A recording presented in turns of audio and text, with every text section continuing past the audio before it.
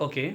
Question था FDI से related, और एफडीआई से रिलेटेड जो क्वेश्चन है वो बहुत ही इंपॉर्टेंट है, कई बार एग्जाम में भी आया है।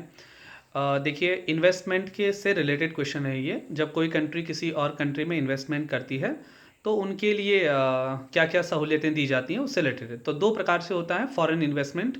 एक होता है एफडीआई के रूप में, फॉरेन डायरेक्ट इन्वेस्टमेंट, और दूसरा होता है एफपीआई के रूप में, फॉरेन पोर्टफोलियो इन्वेस्टमेंट। दो दो फॉर्म में होता है। तो क्वेश्चन ये था कि प्रेजेंट टाइम में इंडिया में सबसे ज़्यादा एफडीआई कहाँ से आ रहा है। हाँ, तो देखिए, कुछ कंट्रीज़ होती हैं जिन्हें कहते हैं टैक्स हेवन कंट्रीज़। हाँ, टैक्स हेवन कंट्रीज़ उन कंट्रीज़ को कहते हैं जिन कंट्रीज़ से जो भारत में इन्वेस्टमेंट आता है उन पर भारत सरकार बहुत कम टैक्स लगाती है, यानी टैक्स में उनको छूट देती है। तो पहले मॉरिशस हुआ करता था, तो मॉरिशस से सबसे ज़्यादा एफडीआई आता था पहले। लेकिन बीच में जब ये देखा जाने लगा कि लोग फर्जी तरीके से भी मॉरिशस से एफडीआई भारत में लेकर आ रहे हैं, जैसे मान लीजिए कोई अमेरिका से 100 रुपये का इन्वेस्टमेंट लेकर भारत आ रहे हैं, तो उस पर लगेगा 5% टैक्स, यानी 5 रुपये। और अगर कोई मॉरिशस के थ्रू लाएगा तो उस पर लगेगा 1 रुपये का टैक्स। क्यों? मॉरिशस को हमने दिया है टैक्स हेवन कंट्रीज का दर्जा, तो इसलिए सारे लोग कहाँ से लेके आ रहे हैं? मॉरिशस से। तो अब अमेरिका में जो जो 100 रुपये वाला जो इन्वेस्टमेंट लेके आ रहा था, तो उसने क्या किया? उसने पहले अपना इन्वेस्टमेंट सेटल किया मॉरिशस में, और फिर मॉरिशस में कुछ समय बाद लाया इंडिया, और जब वो इस रास्ते लाया इन्वेस्टमेंट भारत में तो उसका टैक्स बच गया, और सारे लोग ऐसे करने लगे। तो भारत सरकार जब इस समस्या में आ गई कि यार सारे लोग मॉरिशस से ला रहे हैं, तो भारत सरकार ने मॉरिशस से टैक्स हेवन कंट्रीज का दर्जा छीन लिया, या उसमें बहुत सारे रिस्ट्रिक्शन लगा दी। तब ये नंबर बदल गया और ये चला गया सिंगापुर। तो प्रेजेंट टाइम में एफडीआई आ रही है सिंगापुर से। अब एफडीआई होता क्या है?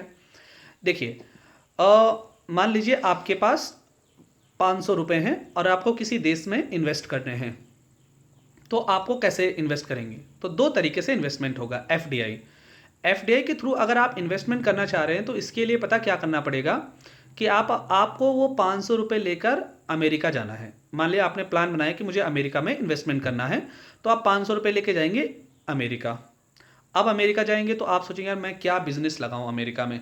तो मान लीजिए आपने वहाँ पर सोचा मैं कपड़ा इंडस्ट्री लगाता हूँ, तो आप क्या करेंगे? वहाँ पर एक ज़मीन खरीदेंगे, फैक्ट्री लगाएंगे, और फैक्ट्री में एम्प्लॉयर रखेंगे, वहाँ पर खूब सारा इंफ्रास्ट्रक्चर डेवलप करेंगे, वहाँ पर एक नए नए मार्केट बनाएंगे।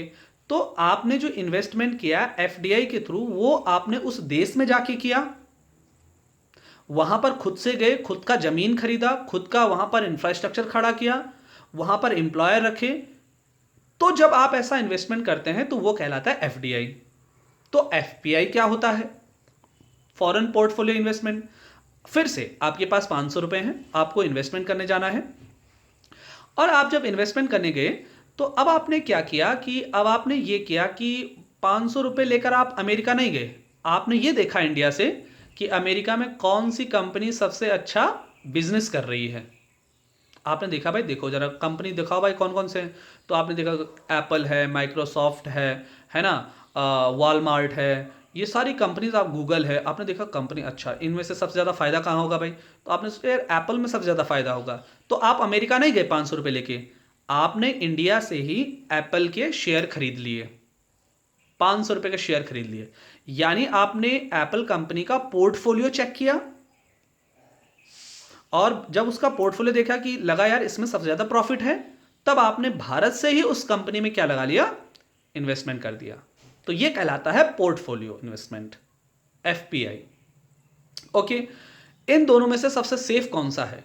देखिए, आपके लिए तो सबसे ज़्यादा सेफ है पोर्टफोलियो इन्वेस्टमेंट, क्योंकि आपको वहाँ जाना नहीं है, आपकी वहाँ के सरकार को टैकल नहीं करना है, आपको किसी प्रकार का लाइसेंस नहीं लेना है, आपने यहाँ से सीधा पैसा लगा दिया वहाँ।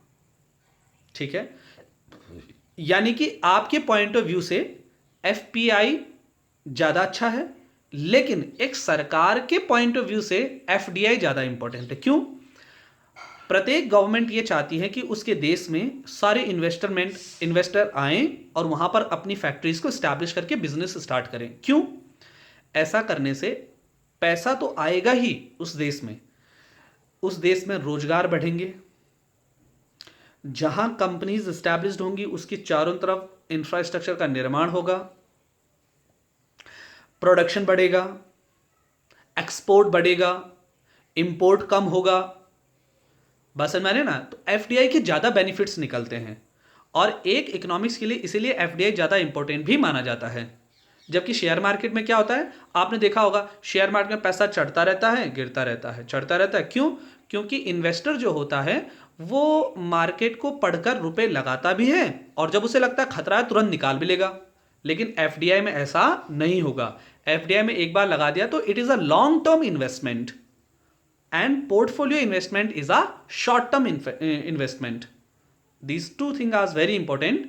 FDI is a long term investment and FPI is a short term investment. ठीक है, तो इसका इससे रिलेटेड बहुत ही इंपॉर्टेंट वीडियो है ये।